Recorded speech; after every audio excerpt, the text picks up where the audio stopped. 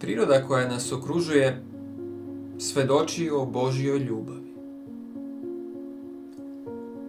Naš nebeski Otac je izvor života, mudrosti i radosti. Pogledajte samo čudesna i divna dela Božja u prirodi. Sve govori o Božjoj ljubavi.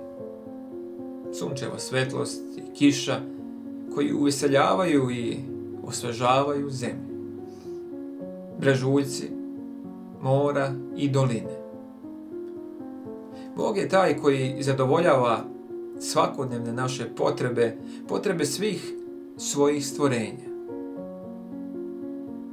Sam David o tome govori kada kaže: oči su svih ka tebi upravljene i ti im daješ hranu na vreme. Otvaraš ruku svoju i hraniš sve živo po želji. Bog je stvorio čovjeka savršeno svetim i savršeno srećnim. A zemlja nije nosila nikakav trag propadanja ili sliku prokletstva. Prekršaj Božjeg zakona ljubavi, doneo je žalost i smrt. No ipak, i usred te patnje koja je posljedica greha, otkriva se ljubav Božja.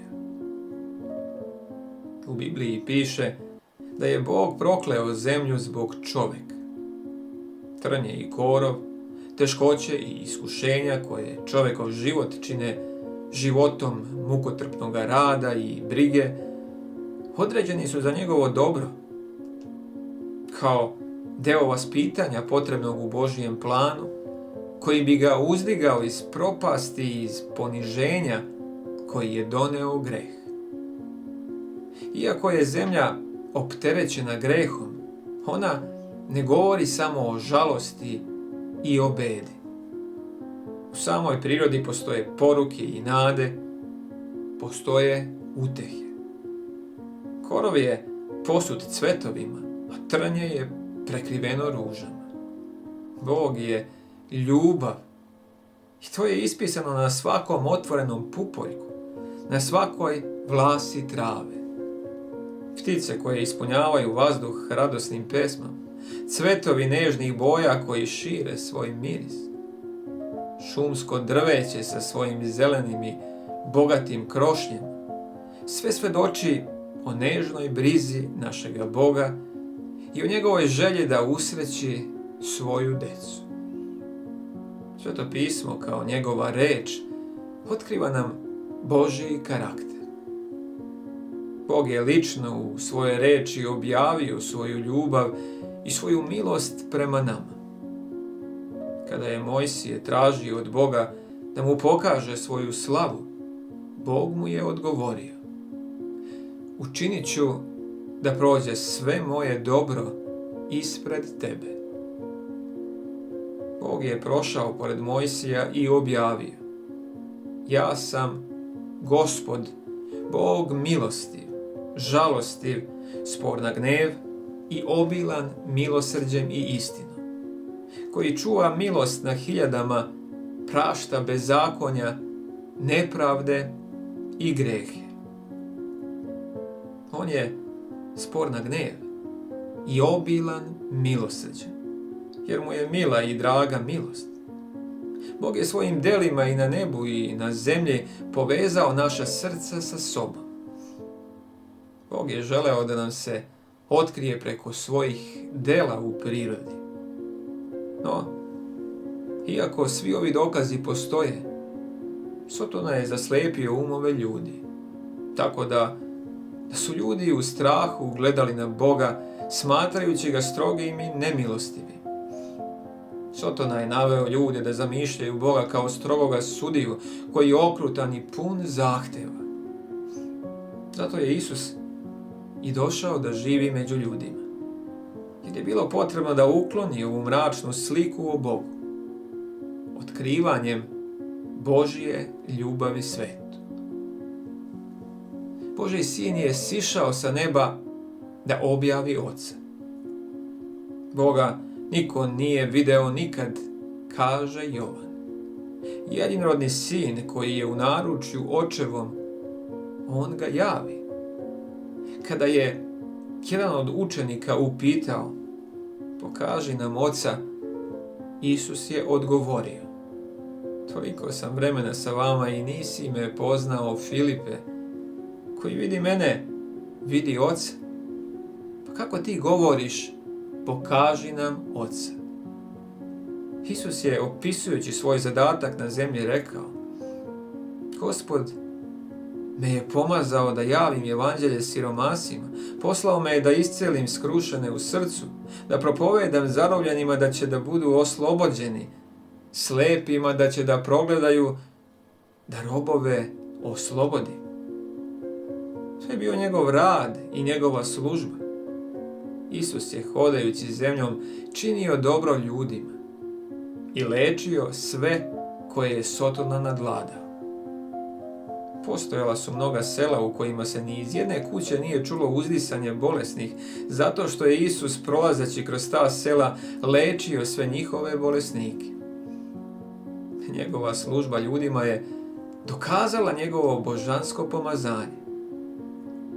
Ljubav, milost i sažaljenje otkrivali su se u svakome delu njegovog života. Njegovo srce je osjećalo nežno sažaljenje prema ljudima. Da bi mogao da udovolji potrebama ljudi, Isus je uzeo ljudsku prirodu.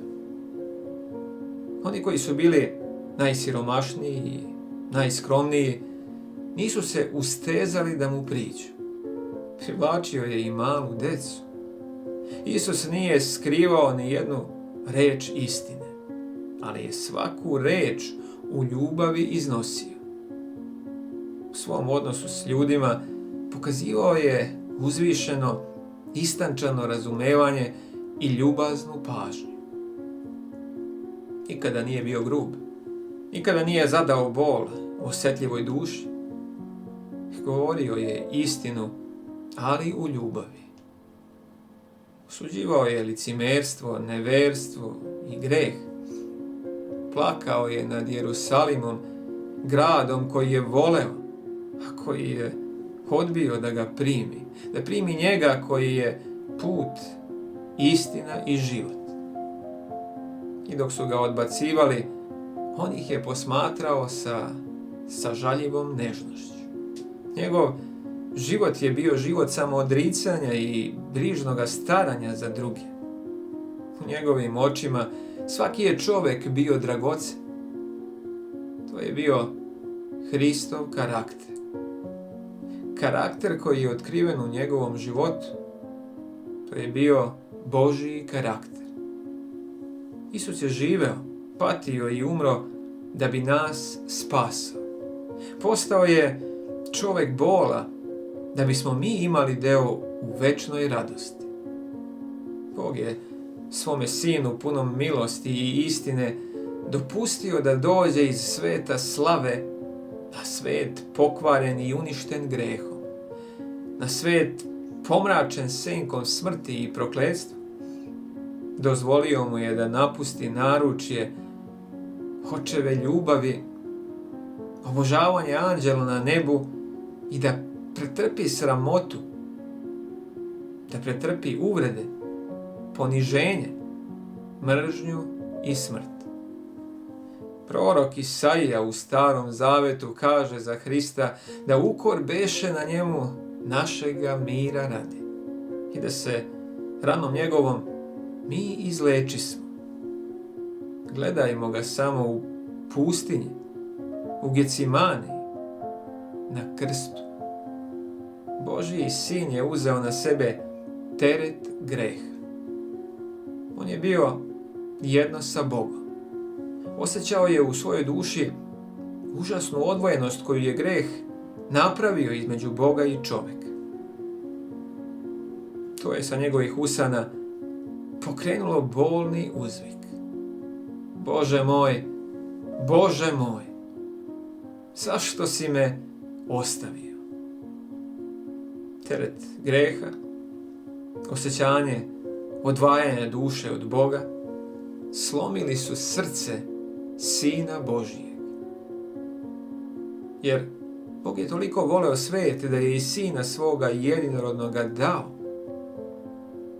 Nebeski Otac nas voli, ali ne zbog te velike žrtve pomirenja, već zato što nas je voleo, on se postarao za žrtvu pomirenja. Hristos je bio posrednik preko koga je Otac izlio svoju beskrajnu ljubav na svijet koji je pao u greh. Jer Bog beše u Hristu i pomiri svijet sa sobom, kaže apostol Pavle. Bog je patio sa svojim Sinom u dubokoj duševnoj patnji u Getsimani, u smrti na Golgoti. Srce nebeskog Oca platilo je cijenu našeg spasenja. Isus je rekao, zato me Otac ljubi, jer ja život svoj polažem da ga opet uzmem. Niko osim Božjeg Sina nije mogao da ostvari naše spasenje. Samo onaj koji je bio u Očevom naručju može da ga objavi. Jedino onaj koji poznaje visinu i dubinu Božje ljubavi.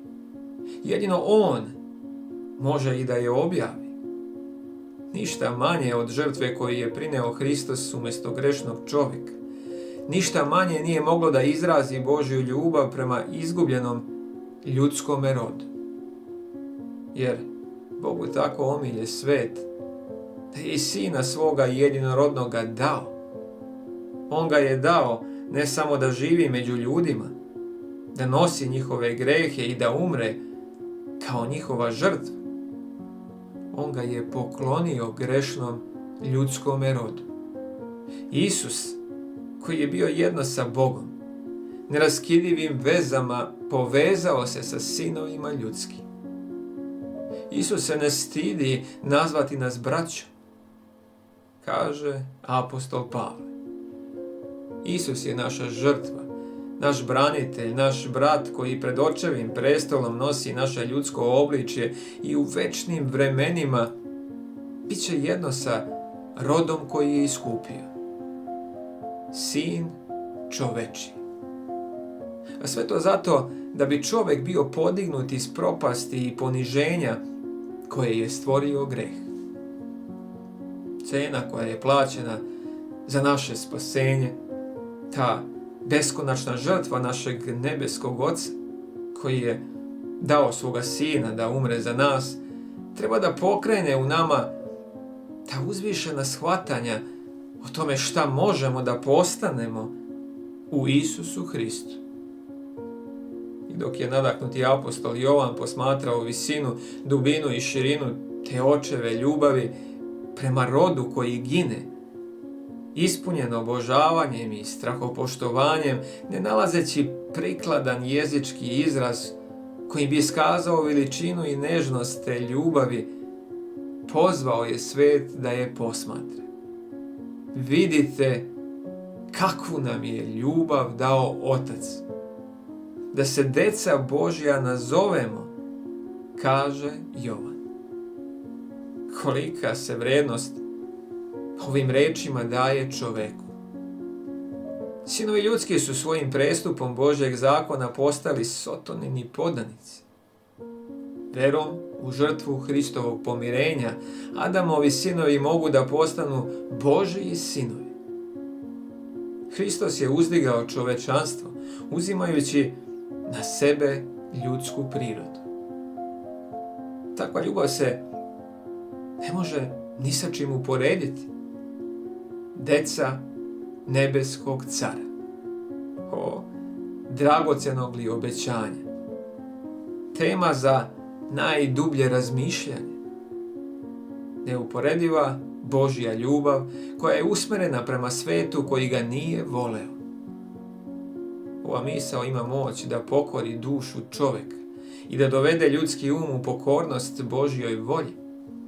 Što više u svetlosti Hristovog raspeća proučavamo Božji karakter, tu se bolje uočavamo milost, nežnost i praštanje, zajedno sa pravednošću. I sve jasnije prepoznajemo bezbrojne dokaze Božje ljubavi i nežne samilosti. Pogledajmo i mi danas duhovnim očima vere u Hristovu žrtvu. Pogledajmo Božju ljubav i milost upućenu nama i ispunimo se tom istom nebeskom ljubavi kao znak zahvalnosti i divljenja prema Bogu koji nas prihvata u svoje naručje kroz svoga Sina Isusa Hrista i naziva nas svojom decom.